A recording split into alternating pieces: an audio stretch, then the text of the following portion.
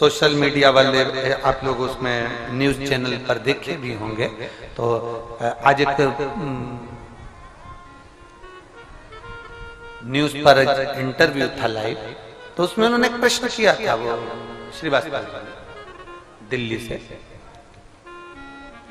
तो वो एक प्रश्न करे थे, उन्होंने एक प्रश्न किया था, गुरुजी आपने ये कैसे कह दिया कि कंकर में शंकर है, और कंकर में शंकर लोगों को सिद्धता भी आई,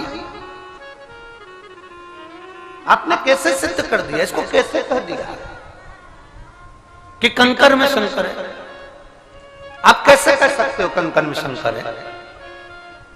हमने उनको एक ही बात कही कि आप थोड़ा ध्यान लगाइएगा, 12 ज्योतिर्लिंग में आप 12 ज्योतिर्लिंग में से एक ज्योतिर्लिंग अगर नागेश्वर को उठाकर देखेंगे तो एक वैश्य अपनी धर्म पत्नी के साथ रहता है, उसके घर में संतान का सुख नहीं है, संतान का सुख नहीं था, तो उसने एक काम चालू करा, प्रत्येक वन में वो एक बेलपत्र का वृक्ष, एक बेलपत्र का पौधा लगाना प्रारंभ कर।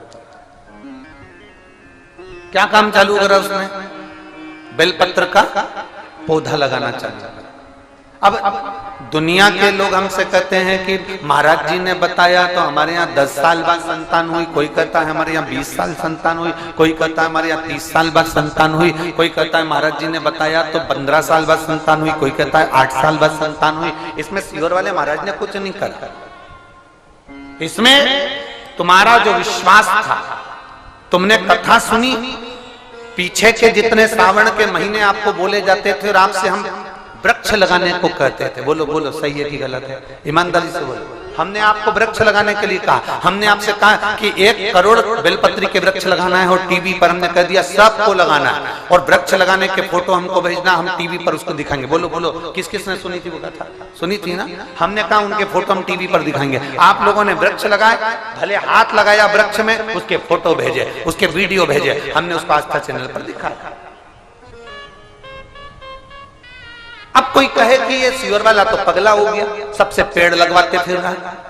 अब दूसरा काम उठाया कि निर्माल्य विसर्जन रथ चलवाया। निर्माल्य विसर्जन मतलब जो विसर्जन के लिए निर्माल्य होता था वो नदी में जाता था, तालाब में जाता था, सरोवर में जाता था। अब आप निर्माल्य विसर्जन रथ चला रहे हो, मतलब मंदिर में सफाई कर रहे हो, मंदिर का निर्माल्य उठा रहे हो, मंदिर का निर्माल्य उठाकर उसको विसर्जन की ओर लेकर जा रहे हो। अब जरा विचार करिएगा, ये शिव पुराण, ये गीता प्रेस गोरखपुर की जो शिव पुराण हम पढ़ते हैं, उसमें हमने पढ़ा, उसमें हमने अध्ययन किया, हमने उसका स्मरण किया। हम ज्यादा विद्वान नहीं है पर पढ़ते जरूर हैं, विद्या अध्ययन करते हैं, इसको हम पूर्ण तरह से उसको दिन रात घोटा करते हैं, उसमें क्या चीज मिल सकती है जन मानस के कल्याण। अब हमने उसमें पढ़ा कि बेलपत्री का वृक्ष, बेलपत्र का वृक्ष माता पार्वती जी के हृदय से, अश्रु से बेलपत्र का जो वृक्ष प्रकट हुआ है, मां पार्वती जी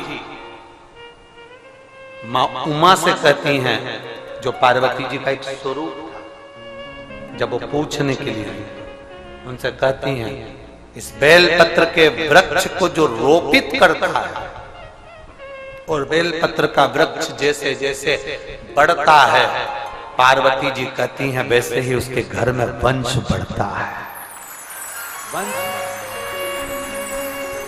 अब हम बहुत बड़ा शब्द तो पकड़े नहीं, हमने बस इतना पकड़ लिया कि पार्वती जी कह रही हैं कि बेलपत्र का वृक्ष लगाने पर वंश की वृद्धि होती है, तो हमने भी ये नियम लिया कि सबसे लगवा, और सबसे लगवाएंगे। जिसके घर में औलाद नहीं होगी वो 15 साल 20 साल 25 साल बाद भी होगी जरूर, और वो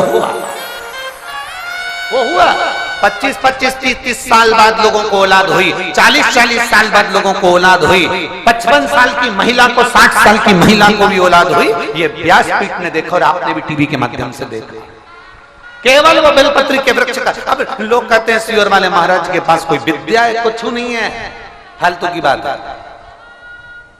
सीहोर वाले महाराज के पास कुछ नहीं है, फालतू की बात है। जैसे तुम हो वैसे हम हैं, माता के गर्भ से तुमने जन्म लिया, माता के गर्भ से हमने जन्म लिया, हमारे पास कुछ नहीं है, बस केवल एक ही चीज है, बोल बम का नारा है, बाबा